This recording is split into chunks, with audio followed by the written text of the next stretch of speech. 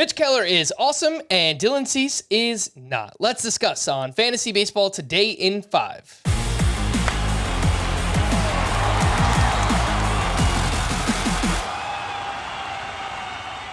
Welcome into FBT in 5. Today is Tuesday, May 9th. I am Frank Sanford, joined by Scott White. And let's start off with the good pitching performance. Mitch Keller completed a 4-hit shutout, the first complete game of his career.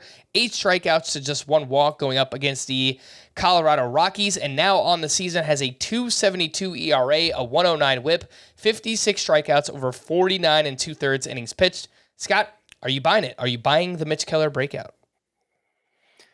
I'm still a little uneasy saying that I am, just because of the ride Mitch Keller's taken us on the past few years. But like if you look at the data, everything supports itself. The expected stats all look good.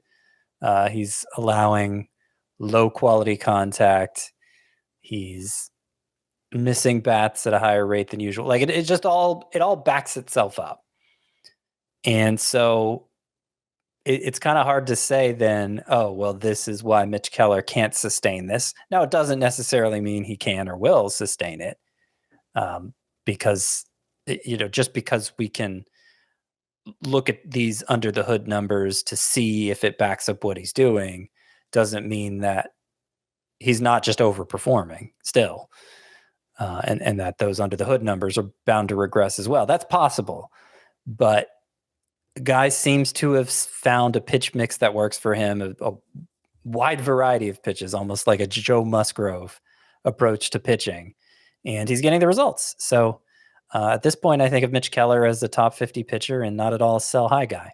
All right, well, what about Dylan Cease? Should we be looking to buy low on him? This time at the Royals, 5 innings, 7 runs, 6 strikeouts to just 1 walk. Actually managed to keep the walks down in this one, which has been an issue for him, but lots of hard contact once again. And if you look at what's gone wrong this year, Scott, it's the swinging strike rate is down. The walks are up. The hard contact is way up this year. The BABIP, the home runs, everything. It's kind of like a culmination of just bad things all coming together at once for Dylan Cease. What have you seen recently, and would you actually be looking to buy on Cease? I mean, the most concerning thing to me is the velocity, the fact that it's for the entire season, it's down more than 1 mile per hour on both the fastball and the slider, which might explain why the swinging strike rate is down as much as it is. But it was closer to normal in this most recent start. I realized he didn't get good results, but it was closer to normal. So I think the most likely scenario is that Dylan Cease is going to pull out of this and probably not be as good as last year. I mean, we all had him as a bust candidate coming in. We weren't expecting numbers as good as last year.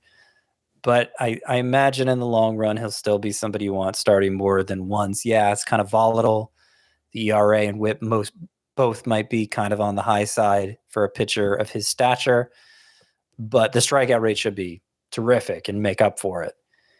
So I would consider Dylan Cease more of a buy than somebody I'm going to panic sell. You should get him at a discount if you're buying. You shouldn't pay draft day prices for him. But I think in the long run, we're just going to look at this as a rough patch for a pitcher whose rough patches can get particularly ugly.